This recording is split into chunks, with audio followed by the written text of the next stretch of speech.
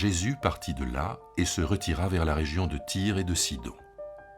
Une Cananéenne venue de ce territoire se mit à crier « Aie compassion de moi, Seigneur, fils de David, ma fille est cruellement tourmentée par un démon. » Il ne lui répondit pas un mot. Ses disciples vinrent lui demander « Renvoie-la, car elle crie derrière nous. » Il répondit « Je n'ai été envoyé qu'aux moutons perdus de la maison d'Israël. » Mais elle vint se prosterner devant lui en disant « Seigneur, viens à mon secours. » Il répondit « Ce n'est pas bien de prendre le pain des enfants pour le jeter aux chiens. » « C'est vrai, Seigneur, dit-elle. D'ailleurs, les chiens mangent les miettes qui tombent de la table de leur maître. » Alors Jésus lui dit « Ô femme, grande est ta foi, qu'il t'advienne ce que tu veux. » Et dès ce moment même, sa fille fut guérie.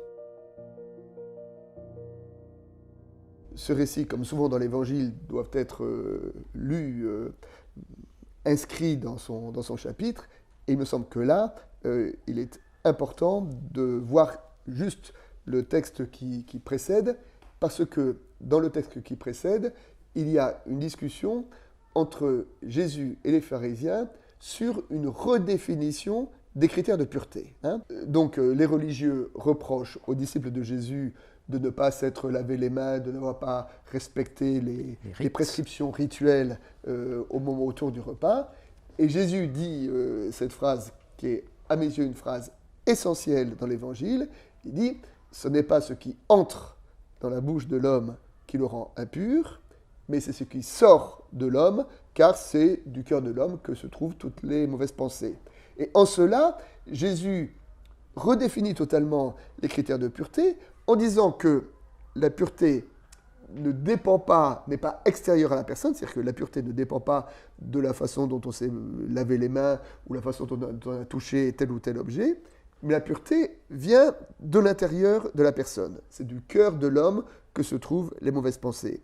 C'est-à-dire que la ligne de séparation qui sépare le pur de l'impur n'est plus une ligne qui sépare les personnes en deux catégories. Là, vous êtes pur, là, vous êtes impur, mais c'est une ligne qui est en chacun de nous. Voilà. Il me semble qu'à mes yeux, là, nous sommes devant une des révolutions de l'Évangile quant à cette nouvelle compréhension de la pureté. Et dans le récit qui suit, on trouve Jésus qui se retire dans le territoire de Tyr et Sidon, nous dit l'Évangile, et là, il va avoir la rencontre avec cette femme qui va l'aider à aller jusqu'au bout de sa parole. Mais avant d'interpréter, d'abord, venons sur le tout début. Jésus est parti de là, se retira vers la région de Tyr et Sidon. Alors, là encore, souvent, dans les évangiles, les indications géographiques ne sont pas là par hasard, elles ont un sens. Tyr et Sidon, à quoi ça correspond et en quoi est-ce que ça éclaire ce passage? Je crois que c'est un peu le symbole du monde païen. Par exemple, au chapitre 11, je crois, de Matthieu, il y a une malédiction aux villes de Galilée qui n'ont pas su accueillir Jésus. Et Jésus leur dit, si les miracles qui ont eu lieu chez vous avaient eu lieu à Tyr et à Sidon, ces villes se seraient converties depuis longtemps. Donc Tyr et Sidon, c'est une image de paganisme. Enfin de paganisme et puis d'au-delà des frontières, je dirais. Oui, parce qu'on a l'impression que Jésus, peut-être parce qu'il sent monter une certaine agressivité de la part des ritualistes juifs, parce qu'il a des paroles très fortes, d'ailleurs, dans le débat qu'il a avec eux. Il leur reproche d'annuler la parole de Dieu au profit de traditions toutes humaines. Et donc le voilà maintenant. Il se retire, je vais dire. Il se retire, anachoréo. Pour mettre de la distance. Pour mettre de la distance, oui.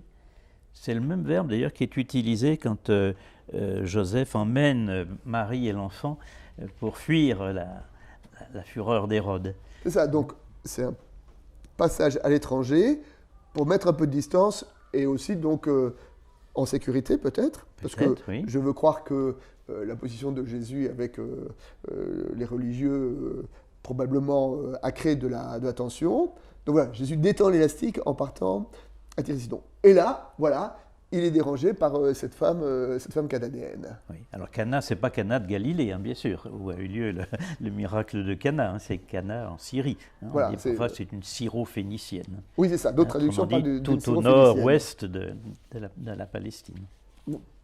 Et donc, cette femme crie à Jésus, et dans un premier temps, de façon un peu curieuse par rapport à cette image que nous avons de Jésus, on voit Jésus qui semble indifférent à son cri. Alors il y a un petit détail aussi, pour revenir un petit peu à la géographie, qui est intéressant. Entre Tyr et Sidon, il y a Sarepta. Ah oui. Là où logeait la logeuse du prophète Élie.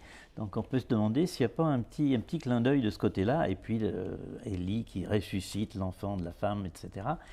Je me demande s'il n'y a pas un petit clin d'œil là du rédacteur. C'est ça, c'est très intéressant, parce que Jésus, au moment de sa prédication à Nazareth, hein, et quand les habitants de Nazareth refusent de l'entendre, il dit quand le prophète Élie a été envoyé, il n'a pas été envoyé en Israël, mais il a été envoyé auprès d'une veuve à Sarepta pour relever son fils. Je dirais, donc là, il y aurait aussi, voilà, si c'est Sarepta comme lieu un peu polémique par rapport aux villes d'Israël qui sont censées être le lieu de la présence et de la révélation de Dieu. Oui. Bon, alors admettons que Jésus est à Sarepta, après tout, pourquoi pas, en tout cas. Non, c'est entre les deux. Bon, c'est entre Tyr et Sidon. Donc, Jésus est en terre étrangère, Oui. et là, en terre étrangère, donc, cette femme crie, et Jésus ne prête pas attention à elle dans un premier temps. Dans un premier temps, oui, il ne lui répondit rien, dit exactement le texte. Et on a l'impression que oui, finalement, il cède à la pression des disciples qui lui disent « mais elle nous casse les oreilles, elle crie derrière nous », dit littéralement le texte. Et on a l'impression que c'est pour faire plaisir aux disciples qu'il va engager le dialogue avec cette femme, mais d'abord pour l'envoyer promener. Ouais, c'est ça, c'est que Jésus, dans un premier temps, il y a quand même une attitude qui est un petit peu choquante. Je veux dire, une femme dont la fille est enchaînée, c'est-à-dire une femme qui est dans une situation d'épreuve. Et Jésus lui dit, voilà, ce n'est pas bien de prendre le pain des enfants pour le jeter aux chiens. Donc presque, il la traite presque de chienne. Enfin, je veux dire, c'est violent, ça, je veux dire, l'attitude de Jésus. Alors, comment entendre cette attitude allez, disons-le, de rejet, presque de mépris pour cette femme de la part de Jésus? Oui, et d'autant plus que chien, c'est pas rien. Hein. Dans le Deutéronome, par exemple, tu n'apporteras pas le salaire des chiens, c'est-à-dire des prostituées. Donc c'est pas rien. Okay, c'est vraiment presque une malédiction qu'il lui envoie. Ouais, et alors, puis les brebis perdues, là il y a tout un contexte bien sûr biblique. Hein, chez Jérémie par exemple, les brebis perdues, voilà ce qu'est devenu mon peuple à cause des mauvais bergers, autrement dit des rois. Hein. Alors, il y a plusieurs façons, moi je crois, de comprendre cette apparente indifférence de Jésus. Hein, en bonne logique, soit il fait semblant, soit il ne fait pas semblant. Alors voilà, les lectures un peu pieuses, un peu traditionnelles, disent que Jésus veut tester sa foi. Voilà, il veut vérifier sa foi, la pousser dans ses retranchements, etc. Un peu comme ces mauvais enseignants qui, lorsqu'ils font une faute d'orthographe au tableau, disent « oui, c'était pour vérifier que vous étiez attentif, etc. » Bon, donc je crois qu'il ne faut pas le suivre de ce côté-là. Moi, je crois que Jésus ne fait pas semblant. Et alors, du coup, c'est drôlement intéressant, parce que ça veut dire que sa compassion va l'amener à changer un peu ses plans. Dans un premier temps, il disait même d'ailleurs à ses disciples en les envoyant en mission, n'allez pas vers les païens, n'allez pas vers les Samaritains, mais vers les brebis perdues de la maison d'Israël. Donc exactement le même propos qu'ici. Et puis voilà que tout d'un coup, il va accepter de faire un geste pour cette païenne. Autrement dit, on a l'impression que Jésus est allé jusqu'au bout de la logique de l'incarnation, c'est-à-dire qu'il bénéficie de cette extraordinaire faculté humaine d'évoluer, de changer d'avis. Je trouve ça merveilleux. C'est tout à fait à l'opposé de ces traditions docètes dans lesquelles Jésus faisait semblant d'être humain. Il faisait semblant d'apprendre pour faire plaisir à ses parents, etc., etc. Il faisait semblant d'avoir faim, il faisait semblant d'avoir soif. Mais non, il est pleinement humain. Il a vraiment appris de ses parents à marcher, à parler, sans doute même à prier. Ça, c'est vraiment le paradoxe des paradoxes. Et puis là, il a accepté de changer. Au nom de quoi? Donc Jésus était dans un plan où effectivement, quand il envoie ses disciples en mission, il leur dit, voilà, allez d'abord vers les brebis d'Israël, et puis ce n'est qu'à la fin de l'évangile qu'il enverra ses disciples vers toutes les nations. Aller vers Et toutes là, les voilà. nations. Oui. Donc on peut imaginer que Jésus avait une sorte de stratégie, de programme en disant d'abord Israël, après le reste. Et c'est ce programme qui est remis en question par cette femme. Par sa compassion, finalement. Par sa compassion. Et alors là, moi, je voudrais juste citer, pour faire écho à ce que vous dites, il y a une citation de Christiane Singer qui dit la chose suivante, que je trouve très, très belle. Elle dit la chose suivante. Quand je regarde mon passé, je suis frappé par la rigueur avec laquelle une idéologie après l'autre m'a été ôtée. Même les plus modestes. Chaque fois que j'élabore un simulacre de théologie, la vie, d'un coup d'éventail, me la fait tomber des mains. Et donc c'est de dire que, voilà, que dans notre compréhension, dans notre humanité, on a des théologies, des stratégies, et puis quelque part, il y a la rencontre avec la vraie vie, avec la réalité, qui parfois vient totalement bouleverser notre compréhension des choses. Et que peut-être justement que la vraie attitude de foi, c'est d'être capable de se laisser interroger par ce qui advient et de se laisser transformer par la réalité. Oui, on dit souvent que Jésus rencontre admirablement les uns les autres, mais il va jusqu'au bout de la rencontre, c'est-à-dire qu'il accepte d'être transformé par l'autre. Je voudrais qu'on revienne sur cette histoire de cette capacité à changer d'avis. Mais là, c'est de la part de Jésus, donc Dieu lui-même change d'avis.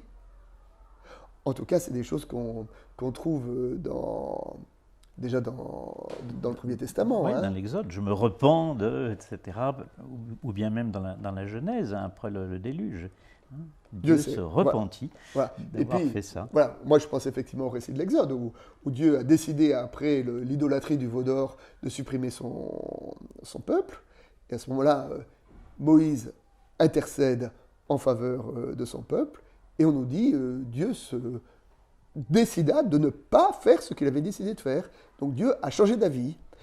Et là, il y a quand même quelque chose de très étonnant, l'image d'un Dieu qui change d'avis. Et puis évidemment, c'est ce qu'on retrouve aussi très, très fortement dans le livre de Jonas, hein, où Dieu envoie Jonas à Ninive pour annoncer la destruction de la ville. Mais son but ultime, c'était que Ninive se convertisse et que Dieu, justement, change d'avis. Enfin, que le but ultime de Dieu était de ne pas faire ce qu'il avait prévu de faire, c'est-à-dire de ne pas détruire la ville de Ninive. Et ce qui est intéressant, c'est que Jonas n'est pas content du tout. Et Jonas il va bouder. Absolument. Et alors, pour revenir à l'histoire de cette femme cananéenne, donc c'est cette capacité de changer qui est probablement un moteur de notre humanité, mais je trouve que là, il y a quelque chose d'encore plus fort dans ce récit, c'est que j'ai le sentiment que non seulement la cananéenne va changer les plans que Jésus pouvait avoir, mais même j'ai presque l'impression que la cananéenne révèle à Jésus son propre évangile. C'est-à-dire que Jésus, comme je l'ai dit en introduction, dans le récit précédent, redéfinit les critères de pureté en disant la question du pur et de l'impur n'est pas une séparation entre les personnes, toi tu es pur et moi je suis impur, mais qui est une ligne en chacun d'entre nous. Et d'une certaine façon, quand la cananéenne interpelle Jésus, on a un peu l'impression qu'il est encore dans les vieilles catégories, en disant non, elle ne fait pas partie des catégories des personnes à laquelle je dois m'adresser. Et par sa démarche, par son acte de foi, par son insistance, la cananéenne révèle à Jésus son propre évangile, sa propre redéfinition de la pureté, et quelque part l'oblige à aller lui-même jusqu'au bout de sa parole. Et que c'est extraordinaire, c'est que c'est une femme étrangère qui révèle à Jésus son propre évangile. Ce qui est très curieux d'ailleurs, c'est qu'elle l'appelle fils de David. On attendrait ça plutôt dans la bouche d'un juif. Alors je pense que, là aussi pour moi c'est un petit clin d'œil du récit, c'est-à-dire vraiment toutes les frontières sont bousculées. Oui. Et il faut vraiment faire éclater ces vieilles catégories ces traditions humaines, comme disait Jésus aux scribes et aux pharisiens juste avant le texte, hein, ces traditions humaines qui oublient finalement l'authentique parole de Dieu. Cette rencontre avec cette femme, je dirais, aide Jésus à aller jusqu'au bout de son évangile. À être lui-même. Être lui-même. Et alors, et je voudrais juste maintenant terminer un peu avec le dernier verset, quand Jésus lui dit « Ô femme, grande est ta foi ». Et ce qui est étonnant, c'était quoi la foi de cette femme à ce moment-là? En termes de contenu de foi, on ne sait pas quelle est sa foi, enfin je dirais, sa foi c'était juste un cri. Grande est ta foi. Alors c'est quoi cette grande foi qu'on trouve qui est derrière ce verset? Et ça revient chaque fois dans les miracles de guérison. C'est ta foi qui t'a sauvé. Hein, avec le centurion païen aussi. Hein, je n'ai jamais vu une telle foi en Israël. Et cette phrase est intéressante parce que là aussi, elle bouscule les frontières, elle fait éclater les frontières entre le pur et l'impur, entre les fidèles et ceux qui ne le sont pas, etc. Moi, je crois qu'il est clair, parce que quand même les deux miracles, la guérison du serviteur du centurion et puis de la femme de la cananéenne sont quand même tout à fait parallèles. Hein. Finalement, la foi, là, est une confiance, une grande confiance. Et les deux textes, et effectivement, le centurion et cette femme cananéenne sont les deux seules personnes dans l'Évangile qui sont gratifiées d'une grande foi pour Jésus. Hein. Donc effectivement, ces deux passages sont parallèles. Ils sont parallèles parce que ce sont deux personnes étrangères à la foi d'Israël. Donc ces deux personnes à la foi d'Israël qui sont gratifiées d'une grande foi. Et cette grande foi, à ce moment-là, elle se qualifie par quoi? Elle se qualifie par une espèce de confiance radicale dans la compassion de Jésus. Parce que la femme, même quand, dans un premier temps, elle se fait jeter par Jésus, elle insiste quand même, je veux dire, et c'est par son insistance qu'elle montre cette espèce de confiance radicale dans cette parole transformatrice, dans cette compréhension nouvelle dont Jésus est le porteur. Et c'est déjà une annonce, effectivement, de l'envoi en mission, tout à fait à la fin de l'Évangile, à aller baptiser toutes les nations. Et donc, cette femme est une sorte de précurseur de la façon dont toutes les nations, justement, peuvent recevoir cette nouveauté de l'Évangile. Oui.